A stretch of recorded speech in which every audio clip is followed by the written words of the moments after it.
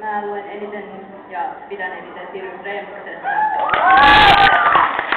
Ja Sirius Reclus on toinen, mitä lukee kanssa. Ja jos heteroparituksesta sitten menee, niin James ja Lily ja Severus ja Lily.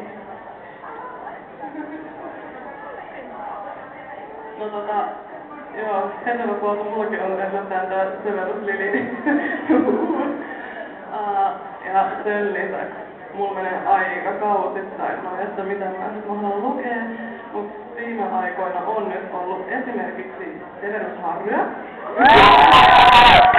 Severus Remusta ja jonkun verran Harry Dracoa. Annetaan vielä ensimmäinen Severus Hermione.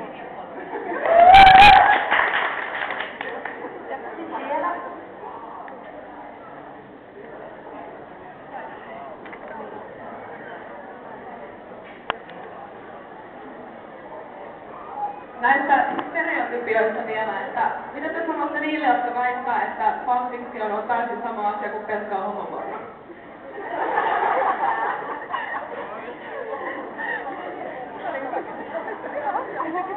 Mä sanon, että se on täyttä puppua, koska esimerkiksi Spinissä, vaikka siellä on sitä K18-kamaa, tosi eroottistakin, niin sitä on 1/3. Noin vain 1/3 oikeesti. Ja siellä on siis seikkailupitkää draamaa, sellaista vähän synkempää horroria. Fanfiction ei todellakaan ole pelkästään homopornoa ja se näkyy ihan tilastoissa. Mitä sellainen ennakkoluulo se on tullut, mä en yhtään tiedä mistä se on tullut, mutta jostain se on tullut. Mutta kuten huomattiin tässä sanon, että esimerkiksi meillä on Huna ja Hertta, jossa on melko alhaisen ikärajan sikkejä, jossa on ihan sallitusta jo 13 asti. Ja siellä on hyvin suuri osa myös Spinin sikkejä. Että tälläkin perusteella fiksaalisuus ei ole pelkkää homopornoa. Sitä paitsi ihan mun oman mielipiteen mukaan se kävi tosi tylsäksi. En mä kyllä niinku pelkästään K18 homopornoa lukisi niinku 5 vuotta. Että niinku kyllä siinä on siis muutakin paljon ja suurin osa on kuitenkin. Et suurin osa on sitä alempaa ikärajaa. Kaikkea kyllä. Meillä on ollut käytetty ikäraja termi.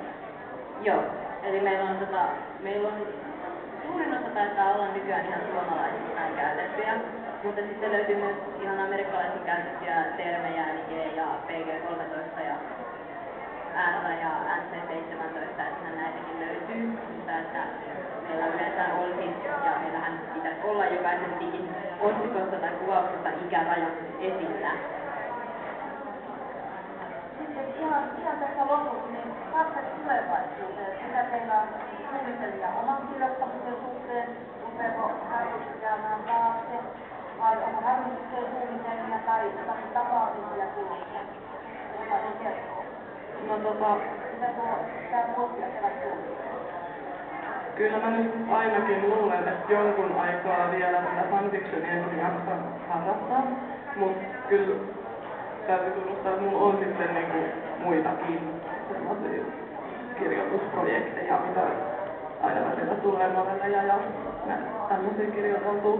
Et ei se pelkästään siihen fanfictionin jää, mutta en mä oikeastaan nähnyt mitään ongelmaa, että niitä kirjoittaa molempiakin.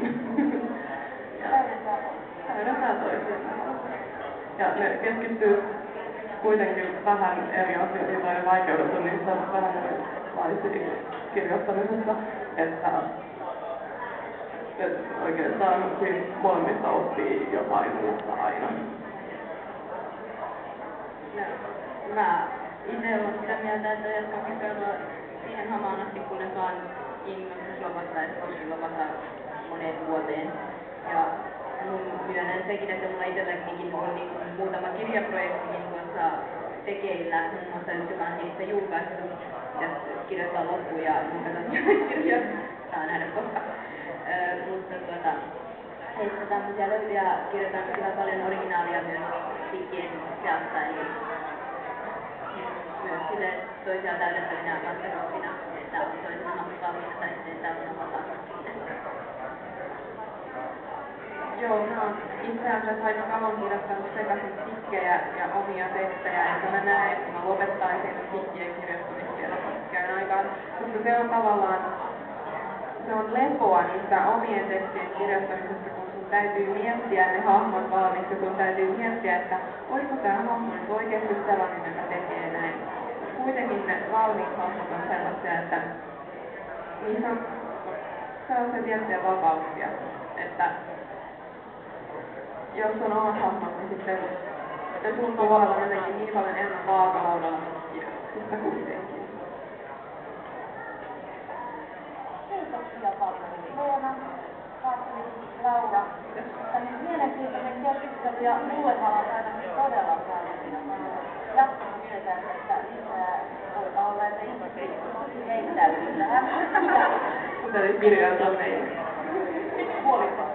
Totta kai. Teillä on oma osasto täällä. Ja nyt varmaan te johdatte kaikki kiinnostuneet mukana siitä tähän. Kiitos kaikille teille ja